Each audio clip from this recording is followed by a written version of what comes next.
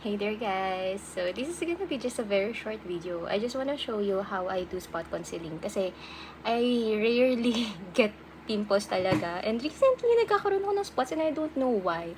But this is a great opportunity to show you how I do spot concealing whenever it happens. So it's perfect because I have a raised one and meron akong flat. So this is gonna be perfect. But first, I'm gonna apply all of the base and then I'll be back for the spot concealing. So my base is done. Now I'm going to spot conceal. For my spot concealing, I prefer yung mga pot concealer like this one. And I also have one from the Sun. For me, these two are the best spot concealers. Kuha lang ko na onte. Yung ganyan kadami, sakto na yan. Actually, sobra pa to. For the concealing of flat spots, much better gumamit ng ganito kaliit na Q-tips. This one is yung pang baby. Kasi super liit niya talaga.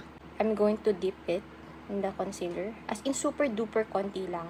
Yung halos kapag ginanon mo onti lang yung, sobrang konti lang niya. Now, I'm gonna spot conceal this one. Kasi flat na to eh.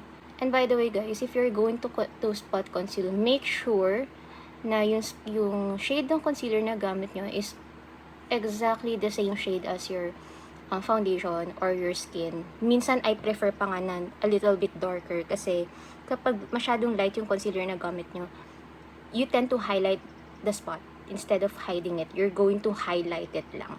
Okay? So, I will try another one, maybe over here.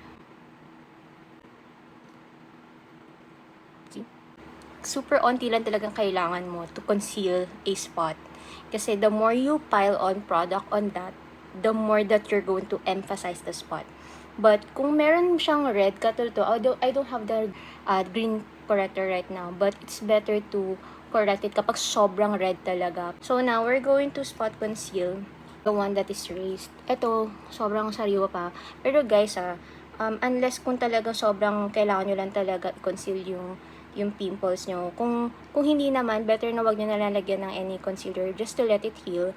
Maglagay na lang kayo ng pimple patch. Yun. But, I just wanna show you lang kasi how I do spot concealing for this type of spots. So, I'm going to use a very tiny brush. Same, what I did before.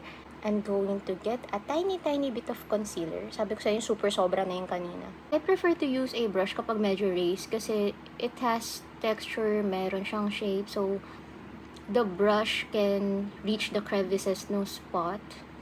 Make sure that your brush is clean before you use it. Especially kapag sa live na pimple. Huwag mo muna lalagyan yung pinaka ulo nung pimple. Nag-concentrate lang muna ako doon sa sides. Kasi usually, kapag masyado pang fresh yung pimple, hindi dinidikitan ng makeup yung pinaka-ulo niya, yung pinaka-dulo. So now, I'm gonna set my face na and I'm gonna show you another technique that I do kapag mga raised spots like this. So, I'll be back. Ngayon, mag-a-apply ako ulit on top of the powder kasi dun lang siya mas kakapit. Kasi nga, as I mentioned earlier, may area, dun, lalo pag fresh pa yung pimple, yun nandito sa pinakataas. Usually, hindi talaga tumidikit dyan yung concealer. Now, may area pa rin na parang maputi siya, kaya nakikita siya, diba? Kasi nga, raised yung pimple natin. So, what I like to do kapag may ganyan akong case is, I grab a eyeshadow na medyo cool toned. I apply a tiny bit dun sa side na parang visible. Like this one. See? Di ba parang naging mas less visible siya compared before? Kasi you're creating an illusion na that bump is flat. So, parang kinokontour mo siya. So, there you go guys. That's how I do spot concealing. I hope you learned something from me. And let me know if it works for you as well. And yeah, see you again in my next one. Bye!